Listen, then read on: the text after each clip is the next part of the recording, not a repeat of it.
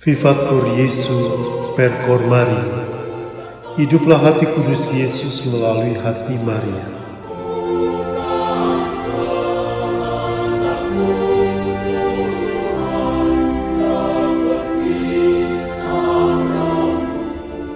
Para pendengar renungan singkat Dehonian yang diberkati Tuhan, bertemu kembali dengan saya, Romo Yiliwan SCY dari komunitas Toronto, Kanada. Mari kita siapkan hati untuk mendengarkan sabda Tuhan pada hari ini, Selasa tanggal 3 November 2020, yang diambil dari Injil menurut Santo Lukas, bab 14, ayat 15 sampai dengan ayat 24. Mari kita awali dengan membuat tanda kemenangan Kristus. Dalam nama Bapa dan Putra dan Roh Kudus. Amin.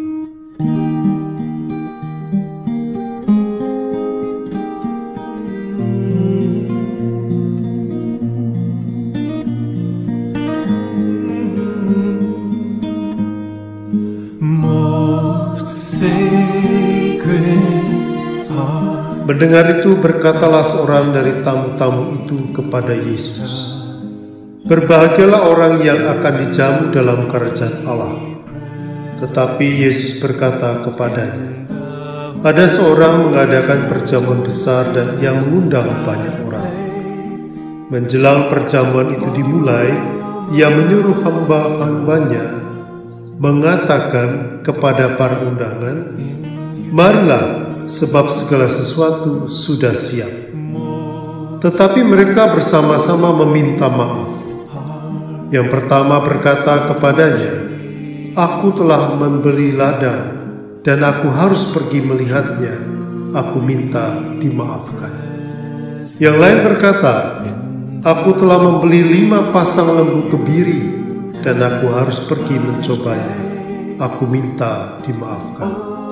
Yang lain lagi berkata, 'Aku baru kawin dan karena itu aku tidak dapat datang.' Maka kembalilah hamba itu dan menyampaikan semuanya itu kepada tuannya. Lalu murkalah tuan rumah itu dan berkata kepada hambanya, 'Pergilah dengan segera ke segala jalan dan lorong kota, dan bawalah kemari orang-orang miskin dan orang-orang cacat dan orang-orang buta dan orang-orang lumpuh.' Kemudian hamba itu melaporkan, 'Tuan, apa yang Tuan perintahkan itu sudah dilaksanakan. Tetapi sekalipun demikian masih ada tempat.' Lalu kata Tuan itu kepada hambanya, 'Pergilah ke semua jalan dan lintasan, dan paksalah orang-orang yang ada di situ masuk, karena rumahku harus penuh. Sebab aku berkata kepadamu, tidak ada seorang pun dari antara orang-orang yang telah diundang itu akan menikmati jamuan.'"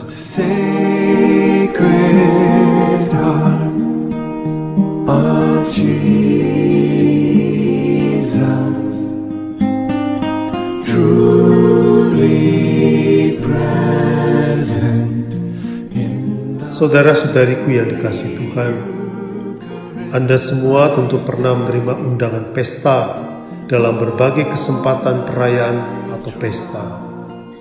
Biasanya undangan diberikan kepada mereka yang dikenal, dan jika kita diundang, dan ini merupakan tanda perhatian, bahkan kadang cukup istimewa, seperti undangan VIP.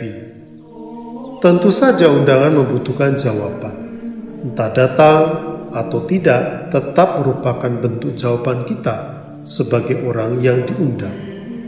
Ketika kita menjawab iya dan datang, maka akan menjadi kebahagiaan tersendiri bagi yang mengundang, dan kita pun ikut bahagia dalam kebersamaan perayaan itu.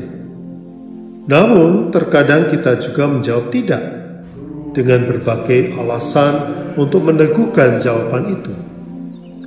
Jika kita menjawab iya, maka kita pun harus siap untuk menyediakan waktu dan kehadiran kita, serta siap untuk meninggalkan atau menyesuaikan kegiatan rutin kita. Kisah Injil hari ini menyadarkan kita akan undangan Tuhan untuk datang dan hadir dalam perjamuan nikah, yakni perjamuan abadi surgawi. Mereka yang diundang adalah orang-orang yang sudah mengenal Sang Tuhan dan bergaul dengannya. Namun ternyata mereka malah menjawab undangan itu dengan tidak, karena berbagai alasan, yakni ladang, lembu, dan baru kawin. Karena mereka menolaknya, maka tempat yang disediakan bagi mereka menjadi kosong.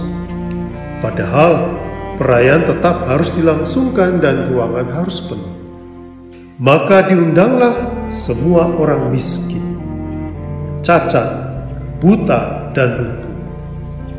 Bahkan akhirnya semua orang yang ditemukan di jalan-jalan. Mereka semuanya itu tidak termasuk undangan, namun akhirnya justru menjadi bagian dalam perjamuan pesta yang meriah itu. Mereka yang menganggap diri layak untuk masuk dalam perjamuan pesta justru menolak undangan pesta itu, sedangkan yang dianggap tidak layak masuk ke dalam perjamuan justru yang masuk dan menikmati perjamuan pesta pernikahan.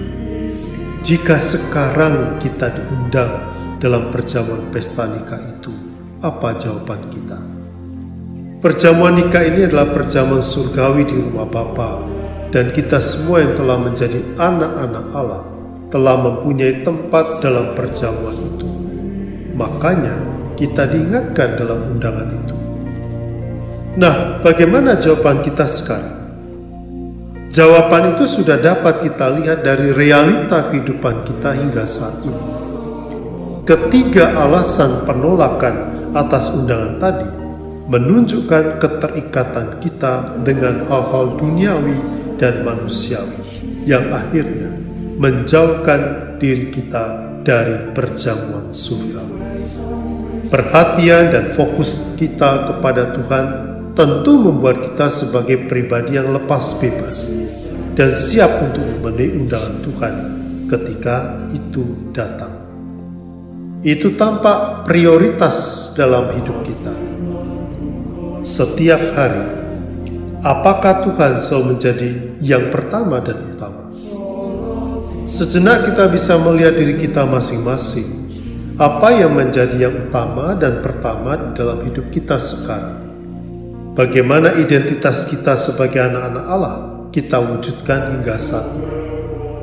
Kesadaran ini akan memberi gambaran akan bagaimana persiapan kita untuk menjawab undangan Tuhan ketika undangan itu datang kepada kita, yang bisa terjadi setiap saat. Setiap hari atau setiap hari Minggu, kita mendapat undangan untuk merayakan perjamuan Ekaristi. Bagaimana kita menjawabnya? Tentu selama masa pandemi COVID-19, situasi menjadi berbeda. Namun dalam situasi biasa selama sebelum masa pandemi ini, bagaimana kita menjawab undangan Tuhan itu? Apakah perayaan Ekaristi menjadi prioritas di dalam kehidupan kita? Apakah kita adalah bagian dari pesta perjamuan Ekaristi itu? Tempat kita sudah tersedia di dalamnya. Perayaan Ekaristi adalah sumber dan pusat hidup kita. Kita menerima makanan keselamatan kita. Kesetiaan kita dalam perayaan Ekaristi menjadi gambaran kesetiaan kita pula dalam mempersiapkan perjamuan surga. Tentu saja Tuhan akan membawa semua orang masuk ke dalam perjamuan surgawi. Namun kepada kita yang telah menjadi anak-anak Allah, undangan itu sudah disiapkan. Maka bersiaplah pula untuk menjawabnya. Berkat Tuhan menyertai Anda semua agar semakin setia dalam hidup sebagai anak-anak Allah, Bapa dan Putra dan Roh Kudus. Amin. Semoga hati kudus Yesus semakin merajai hati kita.